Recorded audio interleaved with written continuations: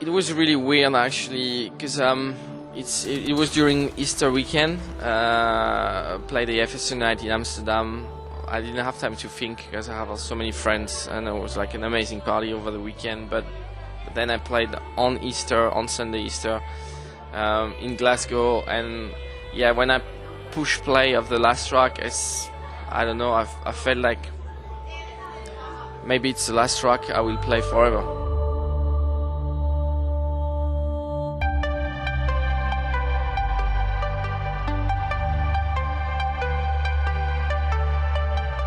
I'm thankful to every single one who sent me like text message on Facebook, on Twitter, everywhere. All these people means to me, even if I don't know them personally. Some I never met them, and but for the people I knew, and for I'm going to them and saying thank you for having been here at this time. And over the year, I probably will meet all the people that send me texts on Facebook, as I try to remember the name. So when I know that they're coming to my party, I always take time now to see them beside the party and say thank you for what you've done. Even if it's just writing, it's the best gift I could have.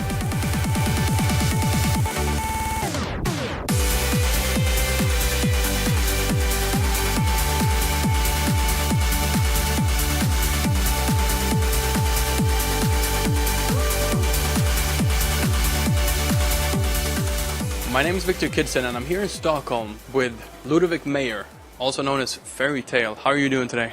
Yeah, I'm pretty good. I'm just a little bit jet lagged because I literally landed yesterday from Australia. Just time to drop the luggage at home and fly here in Stockholm again. It's been a while. Yeah, it has been a while, and we're in Sweden right now. How do you like it so far? I'm happy to be back. It's been a long time now. I had a quick stop last time because I played for Monday Bar, so like a really quick stop in Stockholm. But I'm super happy to be back. Do you think it's cold? It's not that cold. I mean, not as bad as people could think. I mean, for the time of the year, it's not bad yet. Because I was in Strasbourg once, and that was really cold. Yeah, that was like something exceptional, because actually it's more warmer in Strasbourg than here. So we have a pretty decent fall so far, and we're lucky. So for now, I'm happy with the weather in Strasbourg. How was you just got back from Australia yesterday, right? And then you flew to Sweden. Yeah, exactly. I had a tour there, 2 weeks tour. I played in Melbourne, Perth, Geelong, and I ended the tour in Sydney.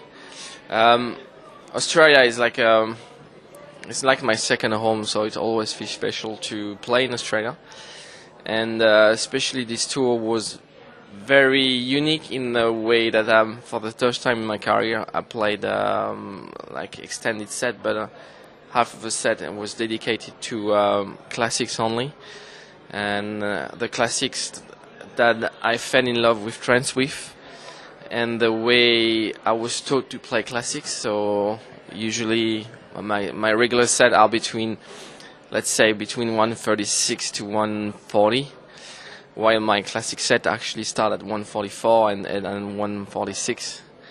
So it was a mix between trance and hard trance, and it was really fun actually. I enjoyed a lot playing this kind of this kind of classics, and I'm thinking about doing more in the future.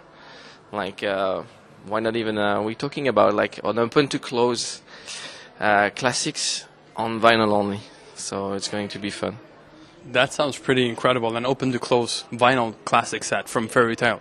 Yeah, it will be pretty unique. It's something we are now thinking about from maybe next year.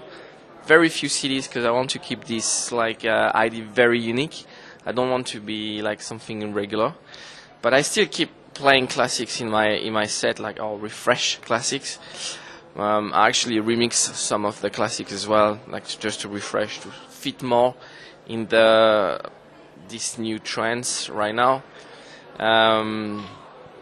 But the open to close, like even vinyl, not vinyl, is going to be, I don't know, maybe 3-4 in a year. That's it. Before we go deeper into music, I am very happy to see you back behind the decks, up and playing again. How does it feel to be back like this? I was very excited because I didn't know how I would feel after the surgery. It was a big mystery. Even if my neurosurgeon like somehow guaranteed that everything will be fine, I mean on the paper everything could be fine, but you never know. They like the tumor I had, even if it's a benign one, actually were not on the best like position in the back. Since I had the news about this tumor, I was like quite devastated because even they never pronounced the word cancer. And that's something you can like remove from your head because it could have been a cancer. Yeah, tell us a little bit about what happened, how you discovered this, because you had back problems or back pain, right? Or yeah, like, it was, I would say, like a common regular pain in the back that everybody can have. You know, sometimes you wake up a little bit like I don't know if your back is a little bit painful. Not something that disturbs you over the day, but just like at the beginning when you wake up, you have like this. I don't know if you feel not really well with your back. And I had this couple of times, but I never paid attention. I had this over years, so it was not regular. Like a pain. It was like a different pain because it's something that I had when I lay. When I stand up, I was fine. So sometimes it woke me up during the night, the pain, and it's starting to be more regular. And despite some exercise, despite some physiotherapy, nothing really helped. I still had this pain, and more regular. I woke up more and more during the night. So I thought like maybe it's time to check out what's going on. And I went to do X-ray, and at the beginning they just thought it was like a pinch between my hips and one of my discs, because when I was a kid, grew up too fast, so I have more space between my discs, and sometimes like a nerve could be like injured a little bit, or the muscles depend. And the doctor asked me if I wanted to do RMI just to check if the muscle of the nerves, and say we had a pretty good like healthcare in France, so I said yeah, why not. I went for this RMI, and this is where they found like a tumor. At the beginning they just think it's like a ball in my your spine, or yeah, in my spinal cord. They didn't know the nature of this ball. The doctor said could be a tumor, but needed to do another RMI with. They inject like contrast agents in my blood so they can see more. What were you thinking back then when he said that word? Well, it's very stressful because you think about. The guy say you have a ball, like something quite big. Actually, it was 2 centimeters like big. You think about spinal cord, which is your like all your neurosystem, and so it's pretty dangerous if something happened there. So of course you think about the worst. You think about cancer. You think about being paralyzed. You think about all that can happen in this region of your body. So after the second RMI, they finally told me it's a tumor. They couldn't, like I said, avoid saying it's not a cancer. So we don't have like 100% guarantee about this. But he said the only way to know is to open, remove it, and then going, because we couldn't do like a biopsy because it was just like behind the spine, so we had like to cut the spine to access to it. And the guy asked me to do it like very quickly. Very quickly. What is very quickly for me? It could be next week, could be a few months, and so that happened in December 2016 when they found it. And I said I had like tours coming up I wanted to be brave and say, if it's not that, like, it's not a big deal yet. Let's see if I can wait a little bit more. And I went to my family doctor, asked him what he think about. He said, you should remove it because we never know what it is. You might have this since you're born. It grow up a little, and now it stop growing. So we don't know. He asked me to see a neurospecialist for having his advice. I went to a neurospecialist. He told me the same. We don't we don't have any reference when you were younger about this tumor. Maybe it's there forever since you. But like I said again, since you were born, and you can live with it. I mean, with the pain, but it's not a big deal. Or it's something that it will still grow and will start to make some serious damage on and the final, of course, beside the pain, is being paralyzed from the legs and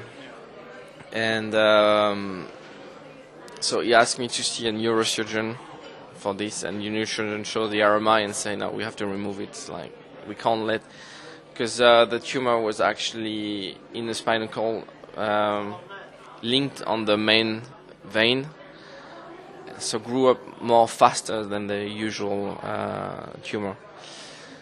And so I asked him, what does it mean now? He said, you should do it at latest. So I had the appointment with him in January. He said, you should do it at last end of April, early May. I said, all right. I didn't have too much gigs after a mem planned after April, so we said, let's do the last couple of gigs I have in April, and we'll have the surgery. And on the other side, he didn't want to miss Luminosity because it was a 10 years anniversary, and despite. How did it feel before? Like, how did it feel to play your last gig and then know that this is going to be your last, and then you have surgery and recovery? It was really weird, actually, because it was during Easter weekend. Played the FSO night in Amsterdam.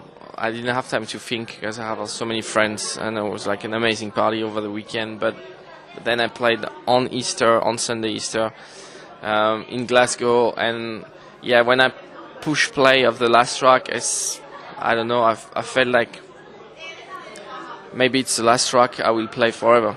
And it was really, really weird. Like I felt very sad, even because you never know. I mean, of course, I'm still young, so my body reacts differently than more older people. But still, you never know if there's something wrong during the surgery. I'm done with the music and everything I wanted to accomplish this year. It was already like really, really hard for me to accept that I have to be off for 2 months. You know how hard worker I am, so it was really hard for me about this, especially because this year was like the big year. I wanted to start working on my new album in private, like in my private life. I have a couple of changes as well, so it was something big, and that definitely was not the best year for this to happen, but well, you don't choose. So the surgery went well. Everything went well, but the surgeon told me the day after that actually the tumor grows so fast and it became so big that if I waited, I don't know, just June or July to make it, I would be on a wheelchair right now. I'm not sure I would be able to speak with you in Stockholm. So it was pretty shocking to know that after this, but now it's behind me, and it's the most important. So I can focus on the future again. What was the recovery process like? Because you had to be still, right? Yeah. So after the surgery, I spent 4 days in the hospital. Couldn't barely move. So I lay because it was really, really painful. Despite all the medics I gave you, it was really, really painful. And then I went to my parents' place during 15 days because I needed help for shower, because you have to learn again how to live, because we don't really I would say we don't really think how much we use our back, even for little things, little movement we never expected. and I could feel every muscle in my back, especially where I had the surgery. So it was really, really complicated at the beginning because, I mean, of course, despite the pain, you are very restricted, limited in your movement. I had to lay, I had to sit for a few hours and then stand up again walking. And every day I had to walk more and more because that's the most important process, is like not focus on the pain, just really force your body to be normal again. But it's strange when you can like regularly on a common day walking, running, and now you just like running, you just walk maybe 500 meters, 1 kilometer max, and the pain is really, really bad. You're really, really tired after just 1 kilometer's walk, which is nothing. But did you learn how to appreciate life differently after experiencing something like this? yeah, you have to, because it's, I mean, I went to a stage where I could be paralyzed, where on a stage where I can walk again, but I need to accept that it will be different for a while. Even now, I'm still restricted in some sports I can do. I can't do like soccer. I can't play tennis right now.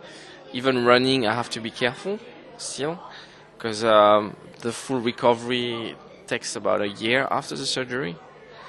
So I'm about 6 months, so I still have 6 months ahead of me where I need to be careful. But yeah, and it's like it's a very, very slow process, and you have to accept that's the most difficult part of it, is because, like I said, you walk one day 1 kilometers, and the day after or a couple of days after you walk 1.2 kilometers. That's how you see the improvement, because you're feeling better and better after this. Even if it's a small step, it's still a better step than the previous days. What are you thankful for in your life right now? Well, I'm first thankful to all the people who took care of me during this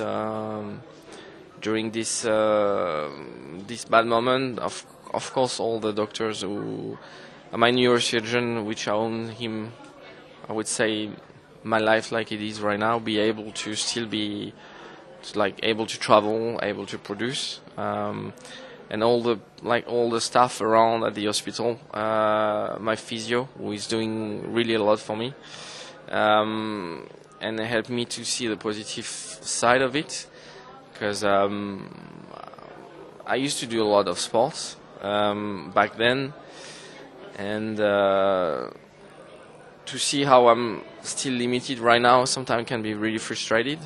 Not that I'm a big fan of running, and since I'm a producer, a DJ, I have less time because, you know, I have a day job and I'm traveling a lot, I'm producing a lot, so I don't have a lot of time now for doing some sports. But I try to enjoy sometimes, like going to the swimming pool, like running, because, well, I need to maintain a little bit some healthy part in me, even.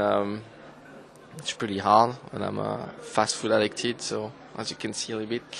So yeah, and it's very frustrated because I took this bad moment to say now it's maybe time to change my entire life, taking care more of my body, eating more healthy, doing more sports. So you have this motivation, but then your body say, hey, slow down a little bit because I'm not ready. And my physio, like, keep pushing me, doing stuff I would never expected to do right now. But give me the motivation to see the bright side of all the exercise I'm doing. So actually I'm recovering faster than what my neurosurgeon expected, faster than most of the people expected, because they are surprised that I don't feel like some kind of side effects of the surgery right now. And yeah, I'm thankful to every single person who like just send me some text over this, because it's in this kind of moment where you see, we always said in really bad moment you see your true friends, and I never expected to have so much friends. Even like people never expected to send me text or like send me support. It was really, really overwhelmed, and when I wake up having like Vona, my collab with Dan Stone, became #1 on Beatport was like something that warmed me up a lot. So now I'm thankful to every single one who sent me like text message on Facebook, on Twitter, everywhere.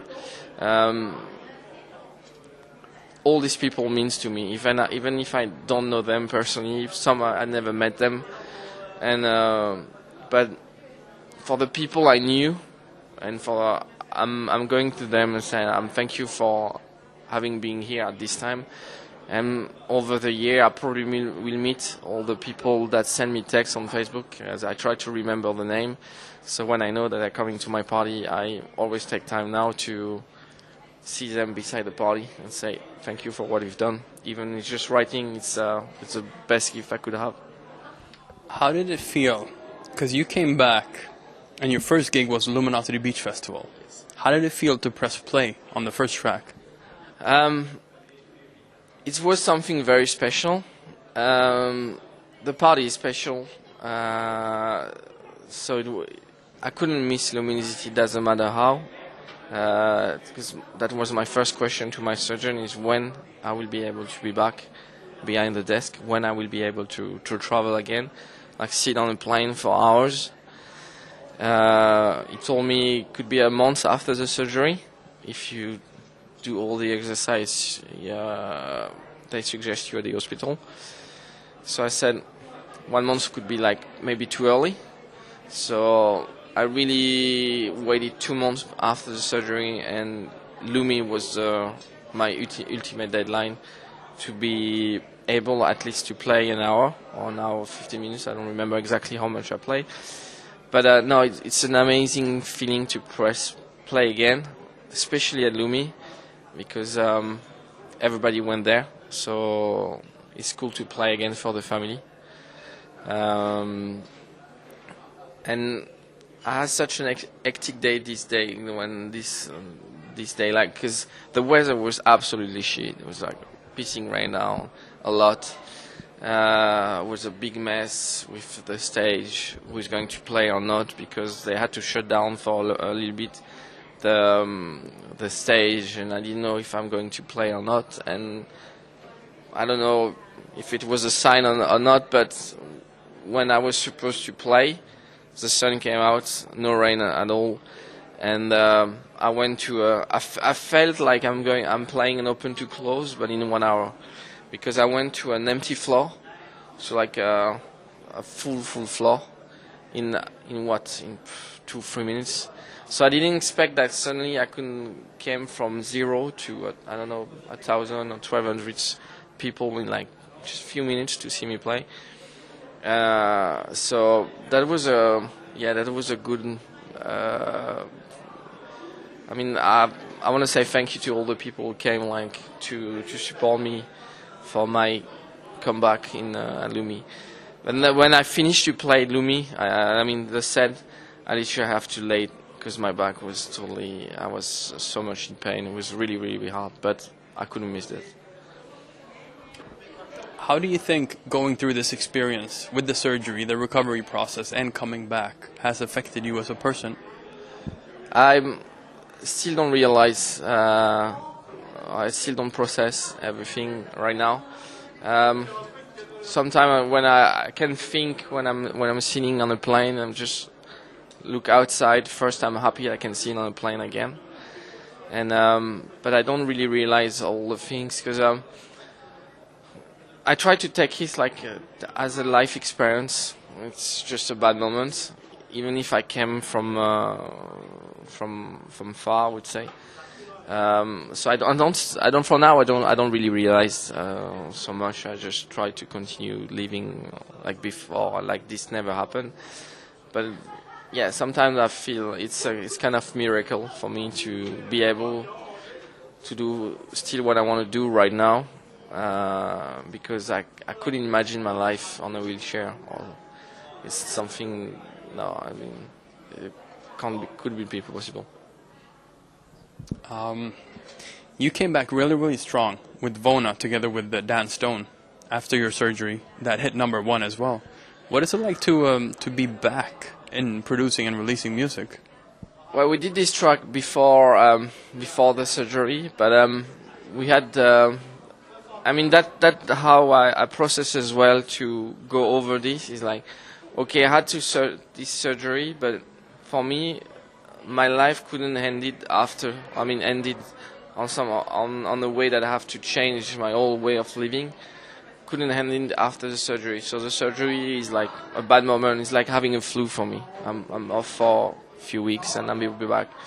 So I had things planned, and having a goals in your life, it's something that really help you and lead you to, especially when you put like a couple of goals, you want to achieve them. And that's how I process as well. It's like, I have these goals, I need to reach them, doesn't matter what.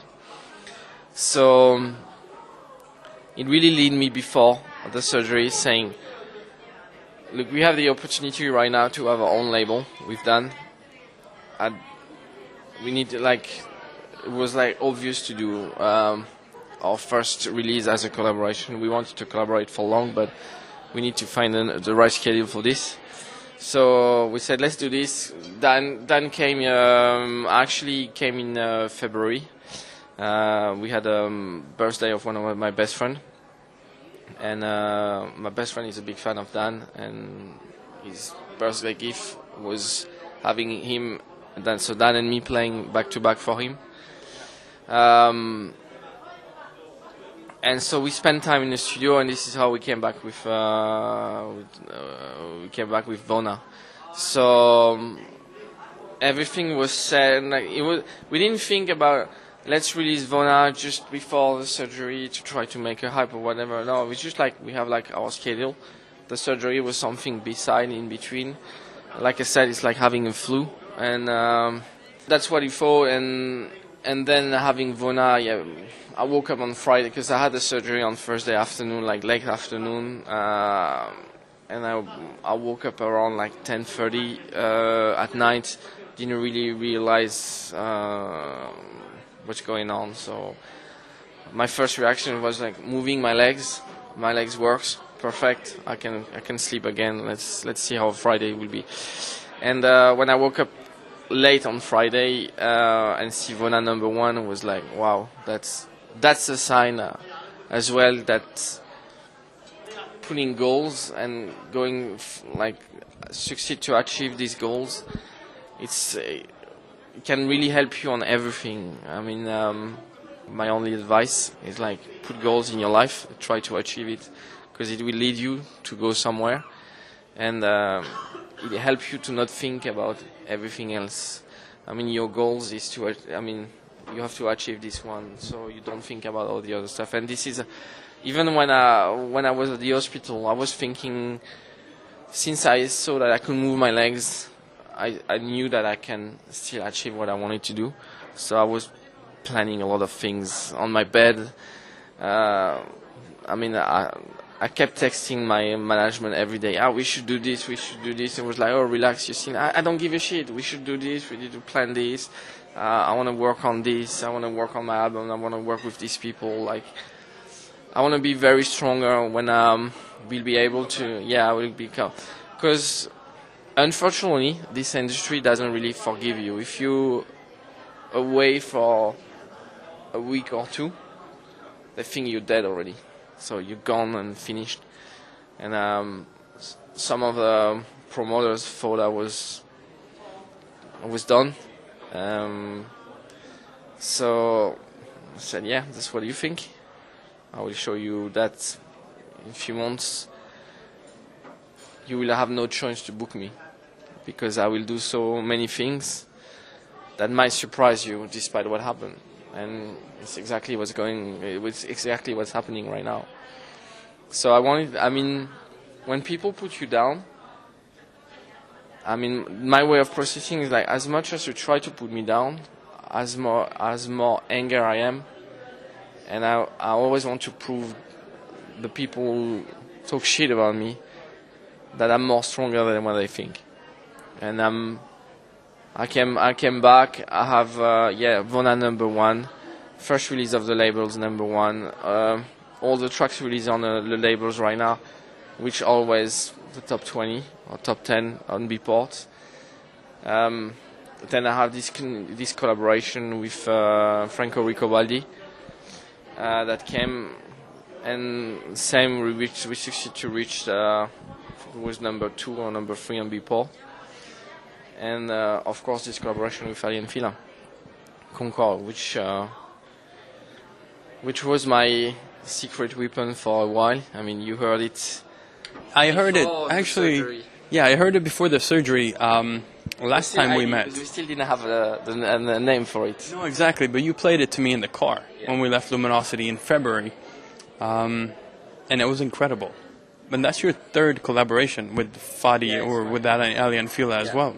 It's my third collaboration, and I mean, with Fadi we have like a special way of working, and we don't exchange a lot because I think there is a really special connection between us when it comes to. I mean, it's one of my closest friends in business as well, because we are able to chat about everything, not only music. So I think this is what make our music special as well, because when we produce, we don't like I said, we don't exchange a lot. There's not a lot of emails. I just do my stuff. I send it to Fadi. A few days later, track is done. Because we don't need to argue or say we should do this or we should do this or no. It's just like it's going with really going with the flow. We know each other so well that's I think that's the result you can hear on our tracks, Nubia or Napoleon and Concorde, and we're thinking about doing more and more. I mean, it has to be special, so don't expect like a collaboration with Alien Fila like 3 or 4 during the year. I mean, we're both busy on our own career, but at least we'll try to release every year a collab together, and bring the emotion we are able to bring when we're working together. Which track is your favorite of Nubia, Napoleon, and recently Concorde? That's a tough question because I mean, the first collaboration is always special because I mean, I see Fadi as a friend, but I still see Fadi as the biggest trance DJ right now, and I still have a lot of respect, and I'm still impressed when I see him. That's why when he asked me to collaborate, I feel very honored to make this. So every collaboration we're doing, it's a big honor for me. So I can't really choose which one. Nubia, of course, because it's the first one, but they are whole these 3 tracks. They have their own stories. So I love them all. It's a trilogy, but beside it's 3 different stories. How is your next artist album coming along right now? Well, I wrote a couple of tracks. If I succeed to do what I want with this one, it's going to be the biggest project of my career so far. Why do you say that? Because it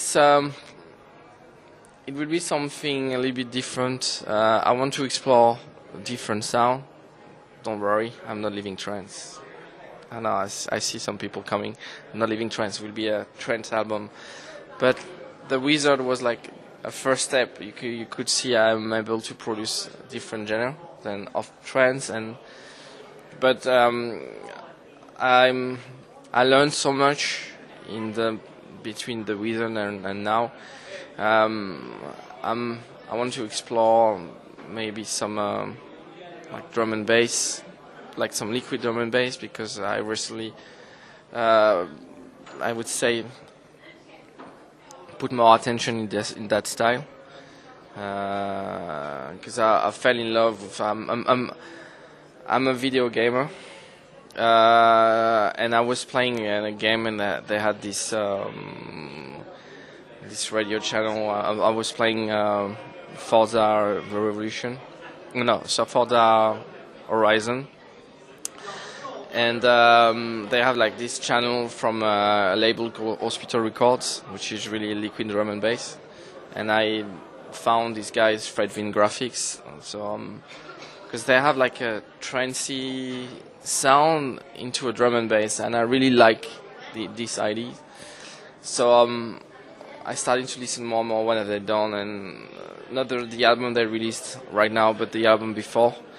I really like the entire album. It's one of my favorite albums so far, and it gave me the inspiration to explore this sound. So I'm probably going to put 1 or 2 tracks like this in the album. Do you have a concept for the album? Because the Wizard had a very strong Wizard concept. Track names, yeah. I have a concept, but I don't want to talk too much about it. I want to, it's going to be a secret till I hope to finish for next. It's not going to take 5 years like the Wizard. I started a little bit after the surgery. I expect to release it around, let's say, September, October 2018. So it's still early works for it. Yeah, it's still early works, but a lot of at least main ideas are written right now. It's just like find the time to work on different tracks, because now I'm a label manager, so it's another things, no more work to do. And like I said, I learned more. I learned a lot of more into the orchestral stuff and classical stuff. Thanks to Drift Moon, who taught me a lot about this. And so yeah, I'm going to explore different sounds, and I have a lot of surprise for this album as well. So if all goes well, I think it's going to be a very strong album. Sucks that it's coming out like it's still early works. I want to know more about it. The thing is, I'm working on some collaboration, but unexpected collaboration. And within the trance scene or outside the trance scene, or with the trance scene, but kind of collaboration you could really expect from me. Of course, you will have some obvious collaboration. I'm not going to name who, because it will be easy to find. Just look my previous track. You will probably found some of the people I work with. I'm going to work with again. But let's say if all goes right, I can't promise, because I don't know how. You see, I mean, I was planning to do the album, and then I have this surgery coming up that screw a little bit my plans. But if really all goes well, expect not 12, 13, 14 tracks, expect about 30 tracks. That's all I can say. 30 tracks, that's all you can say right now. Okay. Well, I'm okay with that, because it sounds really, really interesting. So I know some people said you should focus on doing only maybe 12 or 13 good tracks instead of doing 30 tracks, but just few will be strong tracks and all the others will feel. No, I want to do like 30 strong tracks, or let's say between 24 to 30 strong tracks. Sounds really, really interesting, though. What are you looking forward to in life right now? Well, I have my musical goals that we just spoke about that I want to achieve. That's my big. That's what lead me right now. I mean, thanks to the hard work I had, I've done this last years. I was able, same last year, to be the owner of my own flat, my own, it's my first time I'm able right now to be able to buy a flat. So I've, for the first time in my career as well, a real studio. I'm not a bedroom producer anymore. I have a proper studio right now. So that was a big achievement for me as well, to be able to afford buying a flat. It's not a mansion, but I'm happy to live with what I have right now.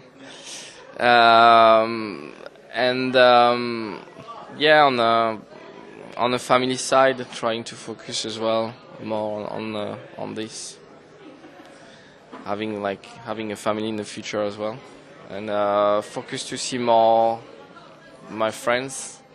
We didn't see each other for a long time.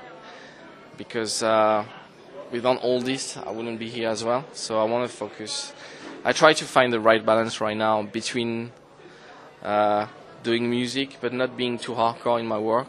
Like, I don't want to feel isolated in my studio and being in my bubble. I want to spend more time with my friends, because this is what actually helped me to produce as well. I'm changing my day job. I have a new day job. I'm actually starting on Monday, a new one. Congratulations to the new job as well. What can you tell us about the new job? It's still in IT, but it's totally a different domain of what I came from. So it's a new challenge. I like challenge. So it's a new challenge for me. So I will still dealing with being like coming back from, doesn't matter where in the world I am, to be back on Monday for working. I will have maybe a little bit more time to produce, but no, it's a new challenge. It's interesting.